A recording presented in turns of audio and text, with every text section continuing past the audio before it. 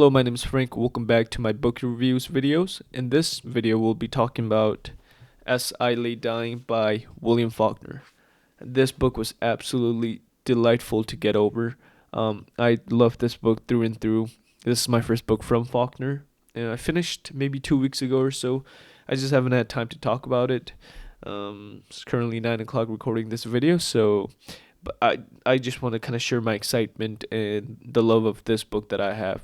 So I hope you guys enjoy the rest of the video. Thank you. So the main plot of this novel seems very simple at the first glance.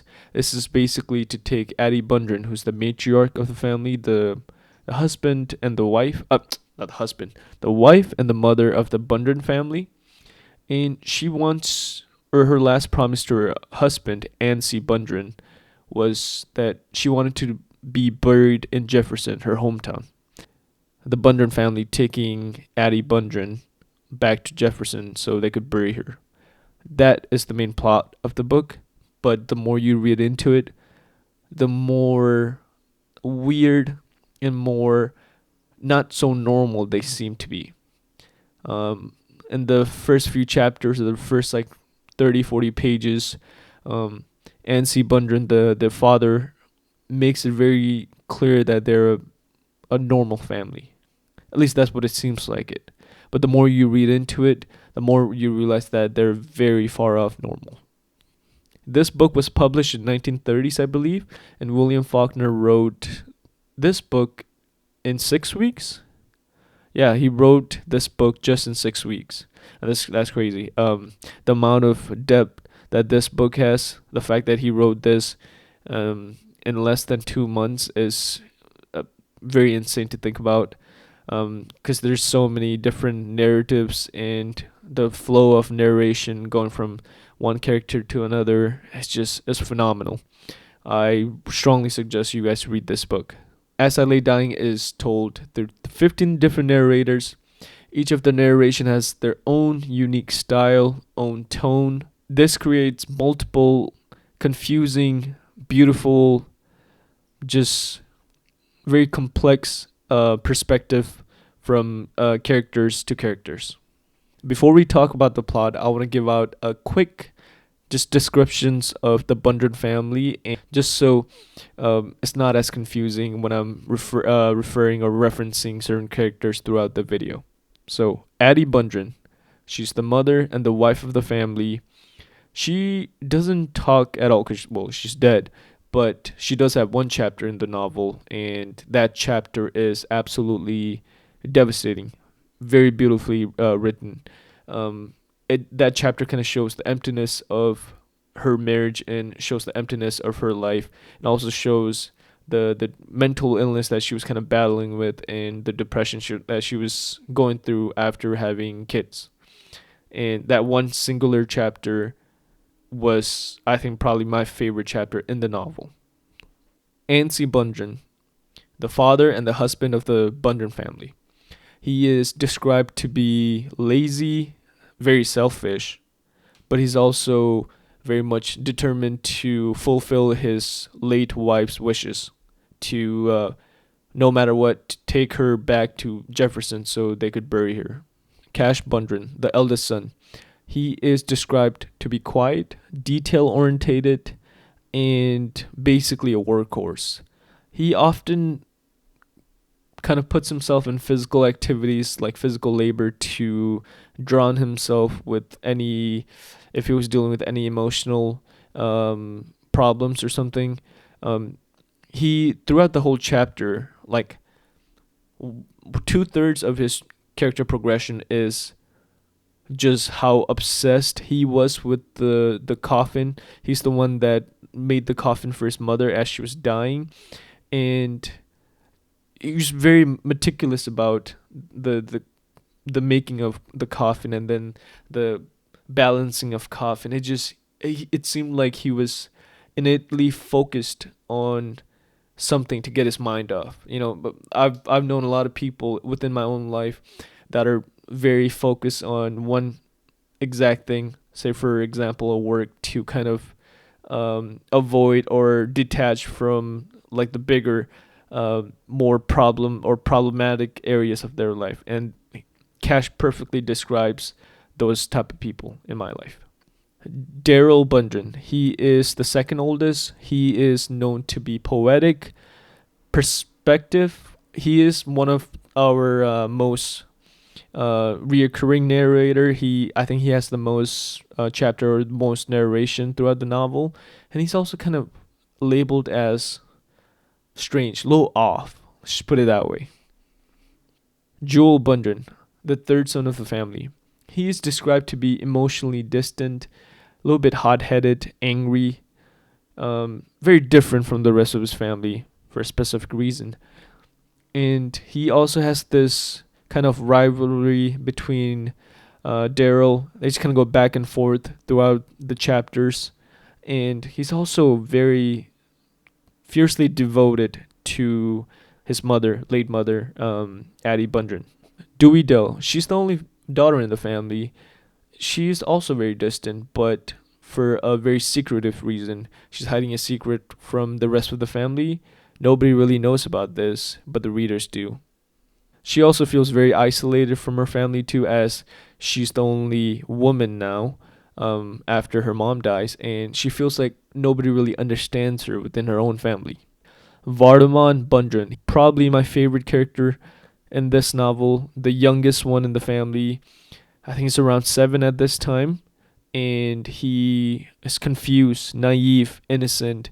He's kind of having a hard time understanding the grasp of the concept of death. He can't make sense of what just happened with his mom, and it's just very sweet and heartbreaking to see his character progression throughout the novel.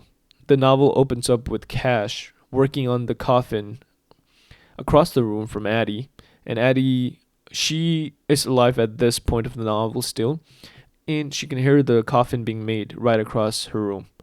She asks her husband, Addie Bundren, to fulfill her promise to be buried back in Jefferson. Addie dies while Jewel and Daryl are in their delivery trip, and Dr. Peabody, their family doctor, he arrives too late to do anything for Addie. Matter of fact, he scolds Addie Bundren for his laziness and his inability to get his wife checked out before, or a little bit earlier than her expiration date. But Addie Bundren, he's more focused on himself. Even after his wife had died, he kind of mourns himself, and he even claims that God has made him, Addie, suffer enough. When Daryl returns, he makes a note or notation about the family preparing Addie's body to be put away in the coffin. It's very poetic. The first few chapters of Daryl, you get to see the psyche of a very poetic and a very free man. And that's something I really enjoyed within the first few pages. After that, it kind of gets a little bit difficult to understand or difficult to comprehend what he's saying exactly. But also during the meantime, Vardamon, the youngest, he is very confused on what is happening with his family and what is happening with his mom exactly. There's a famous line saying, "My mother is a fish." It's basically him comparing his mom to a fish that he had caught earlier that day. And he just, a very young, innocent kid, having a hard time, just not being able to comprehend that his mom is gone. So he finds a very absurd way to compare his mom to a fish. And he even drills a hole in the coffin for his mom so she could breathe. That's how lack of innocence, or that's the depth of innocence that Vardamon is showing by these small actions. During this whole fiasco, there's a glimpse of Dewey Dell's chapter.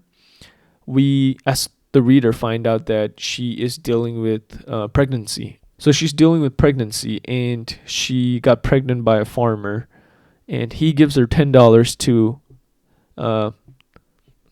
get it cleared out, basically.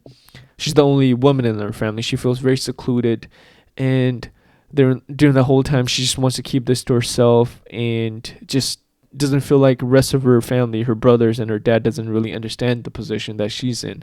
That's why she keeps it more of a secret than anything else. Everything's all set. The Bundren family's ready to go to Jefferson now. Jewel, the third son, of the family.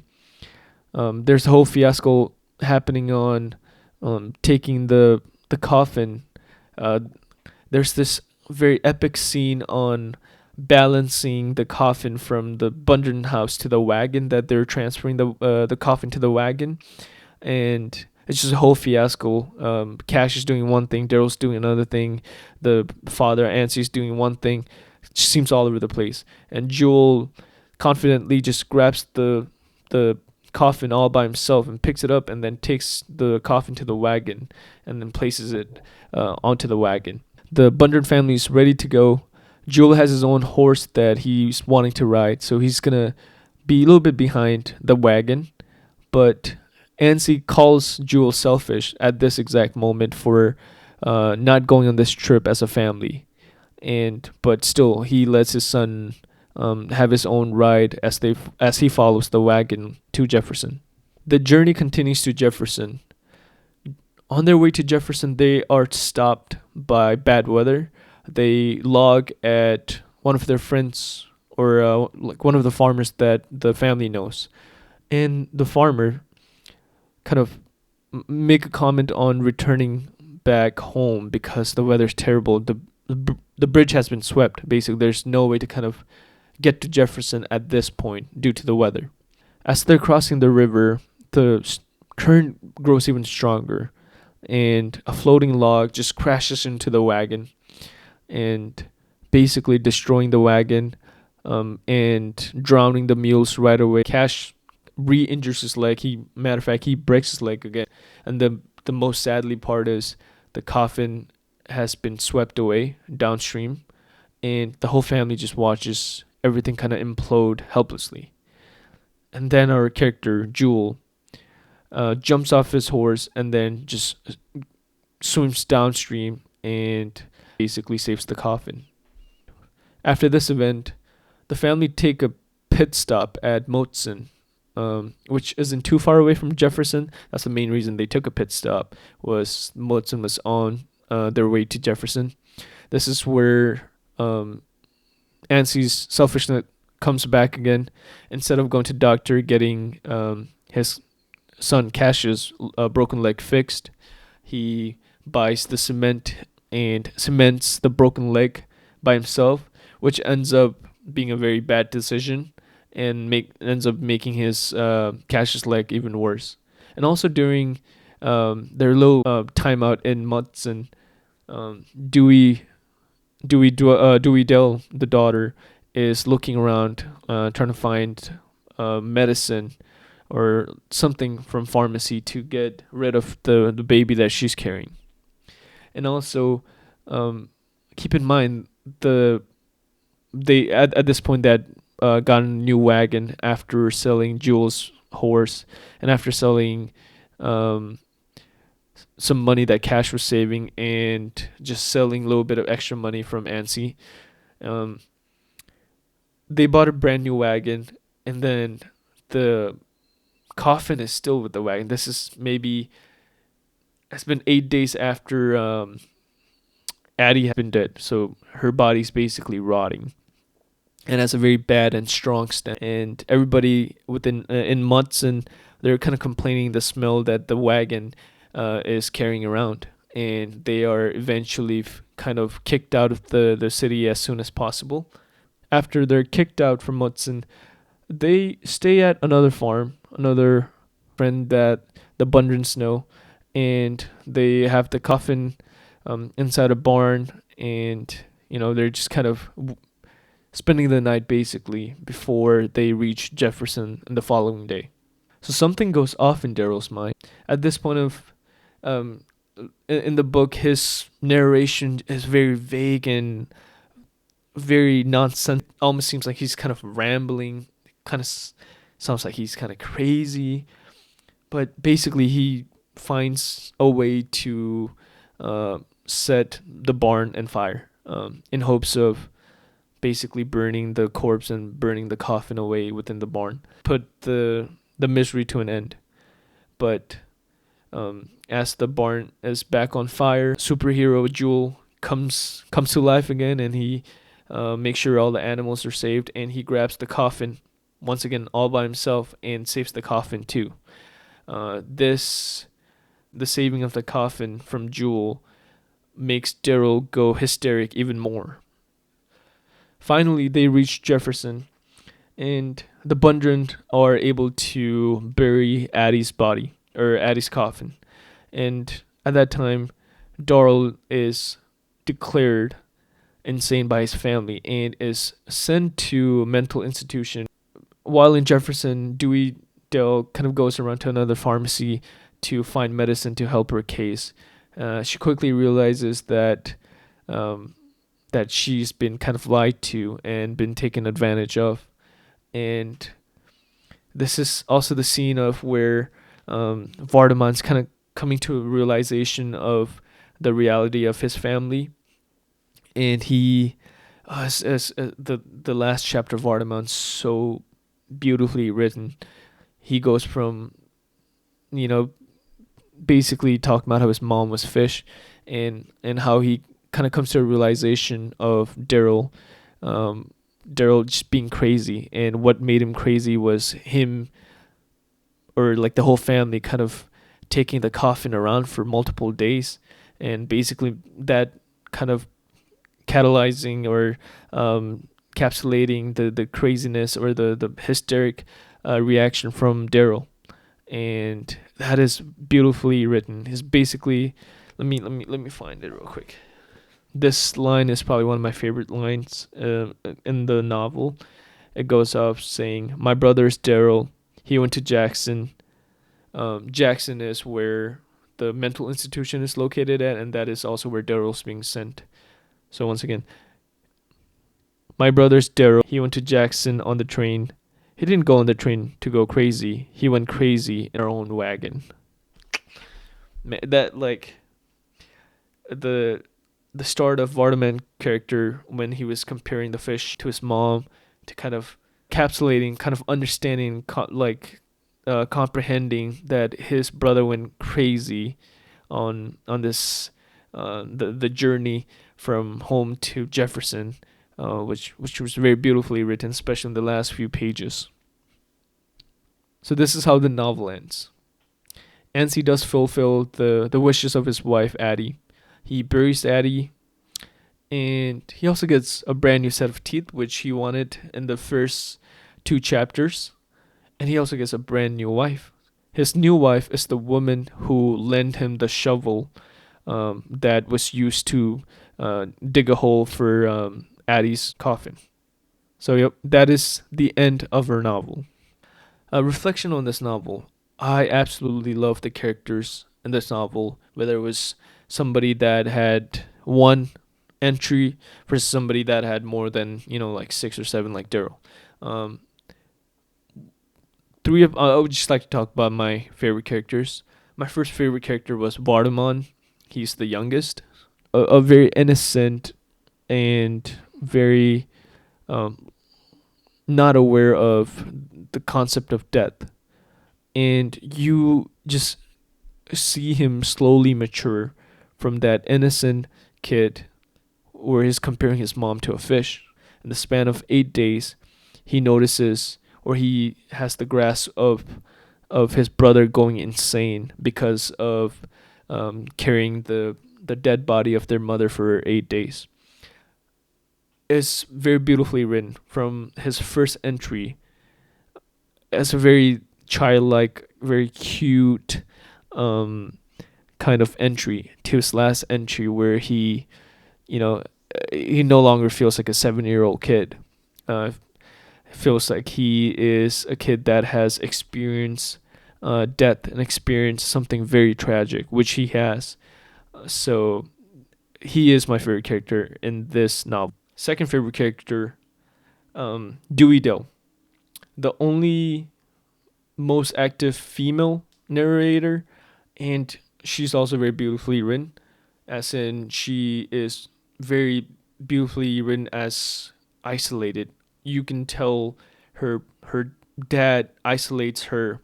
A lot of different characters isolates her, and she also isolates herself in her own mind. And um, the isolation kind of comes to full circle where um, like at the end of her chapter, where she is going to pharmacy and going to different doctors to get medication for her baby. She just kind of comes to that realization that everybody's kind of taking advantage of her, and nobody's really there for her, and she can't really go and turn around and then, tell her family members about her having or her being pregnant, because I don't know, it's just something that she knows that she won't be accepted by her family, so she just keeps everything in secrecy, and keeps everything, even herself, in isolation. And it's very beautifully written, especially the last two chapters of her character development. And then my third favorite character, controversial, Addie Bundren, the father, the selfish dude, the arrogant dude, the stubborn dude. I really liked his character, strictly because he is meant to be a, a stubborn, selfish, says one thing but believes another. He is meant to be that character, and Faulkner beautifully writes that character. Some characters are supposed to be static. There's no character development of the father of Addie. There's no character development of Addie Bundren because he is meant to be a static character. He is meant to be all this characterization of of selfishness and arrogant.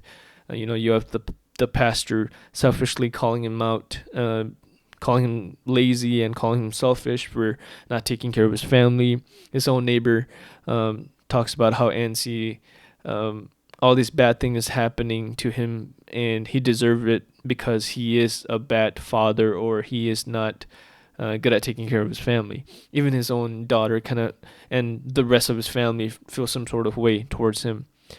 But there's never a moment of of saving that character, of like a good light. And some characters are written in that purpose of being static. You're supposed to hate them, and I love the fact that I hate Addie Bundren because he's such a good character. But yeah, Bundren, Addie Bundren, another character that I really, really thought was beautifully written. I guess something that I didn't like about this novel was that I really enjoyed all aspects of this novel. I guess one thing that kind of stuck out to me was when Daryl was going crazy. I think he was going too crazy, especially in his narration. There are a few times I'm like reading, and I'm like, what is he saying, man? I would have to like look up lit chart and then just kind of summarize what he was saying exactly, and just like I was trying to be in his head, but I can't be in his head because he was mentally unstable at that time. But that's the only gripe I have with this book. Other than that, I absolutely love this book. This book is beautifully written about a family, a dysfunctional family, just going crazy, and captures every single narration of or different perspective of a family member or outside of family members. So I would recommend this book to somebody who enjoys a narration based novel, who enjoys kind of going chapter from chapter and reading a different perspective, and who also enjoys kind of deep diving and doing character analysis, because this is something you do need to do as a reader for each novel, because there are going to be a few times you have to kind of go back and remember, who's this character supposed to be, what is this characteristic supposed to be. I would recommend to keep a note while reading this book, and that kind of helped me out. That helped me out a lot, actually. So yeah, once again, I would recommend this book to somebody who enjoys reading different perspective, those type of novel, and I would also highly recommend you kind of having a side note on the different characteristic of each character. But altogether, this book, As I Lay Dying by William Faulkner, is beautifully written. It's supposed to be written for the dysfunctional of a southern poor family at this time. It's supposed to be written about family grasping, or different family members grasping the concept of death and how they dealt with death. And yeah, it's beautifully written once again, and I highly, highly, highly recommend this book. Thank you, and I hope you have a good day.